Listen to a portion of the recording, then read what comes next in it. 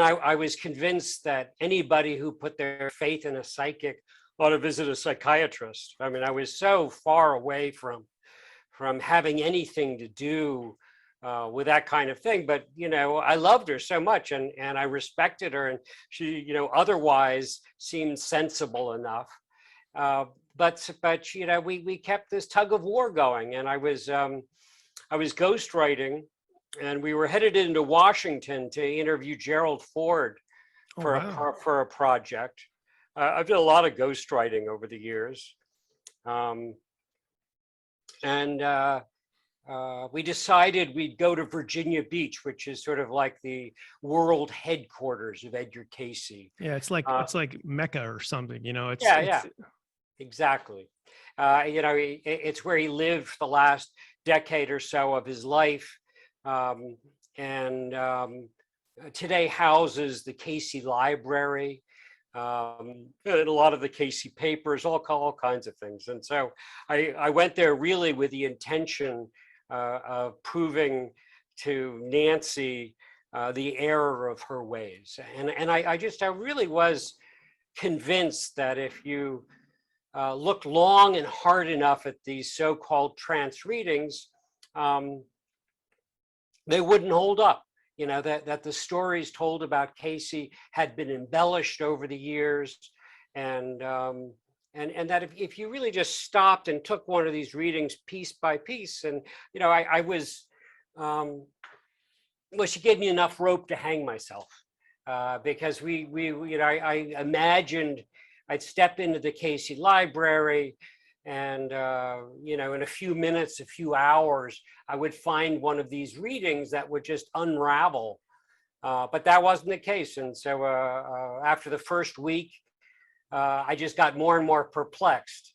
I think anybody who really stops to examine the readings themselves finds themselves in that situation. Eventually we got into the archive, and that's really where I really had to face the reality that there was much more to this than I ever imagined. The first thing that I guess touches you are the sheer volume of these readings.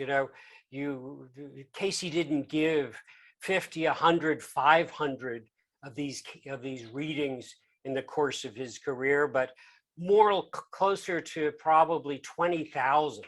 Really, that many? Of which we have well over 14,000. We have verbatim transcripts of those readings. So this wasn't a kind of one-off thing. And then, of course, what hits you is the specificity of those readings. It's not sort of these vague, ambiguous statements that you often associate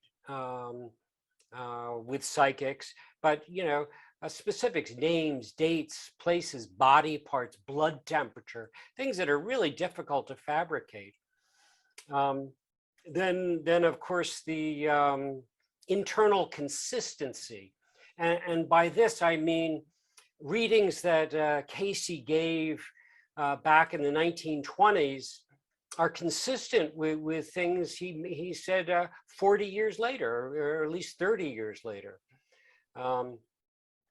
such that it makes you wonder how, if this was a fabrication, if this was fraud, how without a computer, without a database to go back and search, how you could keep it all straight. Yeah. And the conclusion was, and I think anybody who really makes that study, you stop asking yourself, did Edgar Cayce do what he is said to have done? Because the evidence truly is overwhelming. And you start asking, well, how did he do it? And, I mean, that's dropping down the rabbit hole. Yeah, that's for sure. I mean, it's amazing. I always seem to be it never continues to fascinate me how many readings and how many different subjects that everything that we know today about spirituality, about metaphysical stuff. Everything is basically in the Cayce readings. And I had John Van Auken on, and I asked him about this. There's a lot of people in this day and age that really still don't know who Edgar Cayce was. And I have a lot of people that I've worked with over the years, and they go, "Who's that guy?" And I was like, "Really? I mean, like, he's like the OG of all psychics and holistic health. Like, how could you not know about this gentleman?" Through your research, did you find people still like that wouldn't be able to, like, who is this Edgar Cayce guy? Yes, but they know the influence. They may not know any specifics about him, and his name may still be sort of vague out there, but they're the he started the whole, what we would term today as the New Age movement, and so much of even how psychics operate today is a result of the Cayce readings themselves. So even if you don't know anything about the Cayce readings, it certainly has impacted you. And I think popularity in Cayce goes up and down. I think today we're on the cusp of a whole new generation rediscovering Cayce. When I first started this research, I think the biggest disappointment to me was that Cayce, had passed on, that I would never get one of these readings myself, and I was always sort of late to the party. However, as I've experienced the Cayce work, I realized that today you can do things, you can study the Cayce work in ways that just weren't possible in Cayce's day. I mean, we have it all on computer databases. We can do Boolean searches. So you can, for example, breast cancer. You can see all of the different readings Cayce gave for breast cancer in the order in which they were given, and for the types of patients that received them. You can study this work in ways you could never do before.